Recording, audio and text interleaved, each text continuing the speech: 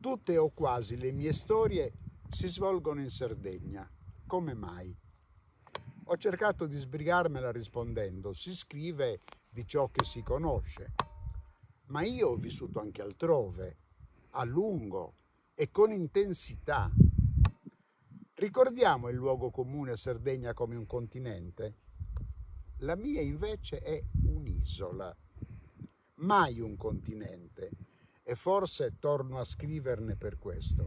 Un'isola contaminata, erosa, precaria, in bilico tra fuori e dentro la storia. E il punto di vista di chi la guarda è quello del forestiero, il rombo della storia cui sembra passare lontano, oltremare. Che c'entrano le nostre storie, per esempio le piccole storie che io racconto, con la storia? È un'isola senza storia la nostra? Ma che? È fatta e disfatta dalla storia altrui. Però neanche a questo proposito vorrei essere preso alla lettera. La Sardegna che racconto è solo una metafora. Che altro? Dovessi fare un testamento, ma non ho nulla da lasciare, dicendo qualcosa a un ipotetico giovane scrittore, non ai presenti si intende, cui certo non servono le mie fanfaluche, ripeterei che l'aspettativa del successo, o anche solo del consenso, il legare in qualsiasi modo l'asino dove vuole il supposto padrone, è il peggio che ci può capitare. E riguardo all'argomento affine dei generi letterari più o meno in voga, più o meno apprezzabili dai mercati, insisterei asserendo che è meglio scrivere Don Chisciotte piuttosto che un romanzo cavalleresco. Scherzi a parte, al fantomatico giovane scrittore direi semplicemente che i due cardini soggettivi dello scrivere sono necessità e autenticità, che si scrive solo se si trova dentro di sé questa necessità, questa propria verità oscura e fragile, se ogni riga, ogni tratto che esce dalla nostra penna ci appartiene. Ma non voglio parlare di me. La storia che intendo consegnare a questo quaderno è un'altra e non mi appartiene affatto. Quando è iniziata? Stanotte mi ha svegliato la pioggia che cadeva fortissima. Mi sono levato come allora, sono sceso dal soppalco, sono andato alla finestra e l'ho aperta. Tuonava. Il terrapieno deserto era spazzato dagli scrosci che il libeccio trasportava e poi rompeva. Il rosso e il verde dei semafori rimasti in funzione si alternavano vanamente. Mi sono tolto gli occhiali, quelle immagini e quei colori si sono stemperati e confusi, sono diventate macchie. Come allora, il 17 marzo 1978, venerdì, prima dell'alba, avevo subito un simile risveglio e mi ero sentito investito a letto da una strana corrente d'aria fredda, mentre si inseguivano i tuoni e qualcosa vicino continuava a sbattere. Non si era accesa la luce, mancava l'energia elettrica, né ero riuscito a trovare gli occhiali. A tastoni ero sceso e mi ero avviato, guidato dal chiarore verso la finestra, che era inspiegabilmente spalancata. Quel freddo veniva da lì. La pioggia scendeva perpendicolare, in grossi cordoni, con fragore incessante. Le lampade al neon del terrapieno invece funzionavano e si fondevano sfocate da un capo all'altro in chiazze di riflessi arancioni che avvolgevano per intero quell'aria e l'acqua che cadeva. Una sorta di isola illuminata nella notte, vuota.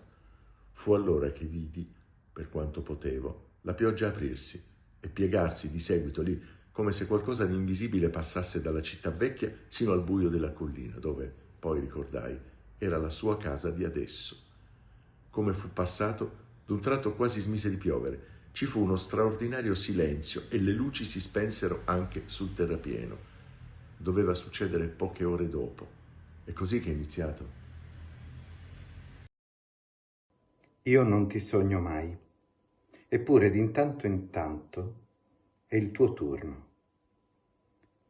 Pago come posso quel debito ora che sei passato definitivamente di là.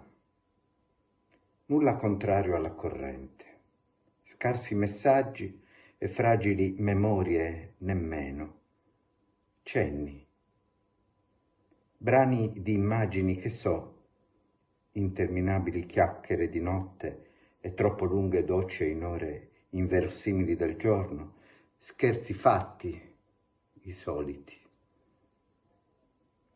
Arrivi per aereo senza valigie, talune musiche, tutto in cui navigavi con un grano, solo un granello di simpatica follia, di allegria non abbastanza impavida. Per il resto, come giusto, perfino complice delle magnifiche sorti e progressive. Ma che modo il tuo di andartene, dicendo che casino, Bird of Paradise. Ciao a tutti. Non mi sento vecchio. Nansen, avendo studiato le correnti marine ed aeree dell'Oceano Artico e avendo osservato che sulle spiagge della Groenlandia si ritrovavano alberi e detriti che dovevano essere di origine artica, pensò di poter giungere o al polo o almeno vicino al polo facendo trasportare la sua nave dai ghiacci. Così si lasciò imprigionare dai ghiacci e per 3 anni e mezzo la sua nave si mosse solo in quanto si spostavano lentissimamente i ghiacci. Penso che questo brano di una lettera spedita da un altro carcere in altri tempi sia la parabola del massimo di speranza che è consentito, o anzi di utopia. L'ho trascritto per assegnare, magari velleitariamente, un significato alla storia di cui qui ho annotato qualche estremo, o almeno a questo mio stare davanti a essa. È vero che non è la mia storia, come ho detto all'inizio, o il suo piccolo specchio convesso e macchiato mi rimanda deformata la mia immagine, come in una prigione la stanza dove si svolge la mia vita. Dunque ora dovrebbe confortarmi il ricordo della fotografia che ho visto insieme ad altre in casa di donna Teresita Garau. Biba e Valerio bambini, come lei a fatica lo regge in braccio e quasi le cade, e che mi pare raffiguri, per quanto poi avvenuto, una deposizione. Ma so bene che dovunque io vada, alla fine mi accoglierà deposto solo un campo del vasaio o di sangue a Seldama, a seconda di ciò che nel frattempo sarà accaduto, insomma, quello dove si seppelliscono i forestieri.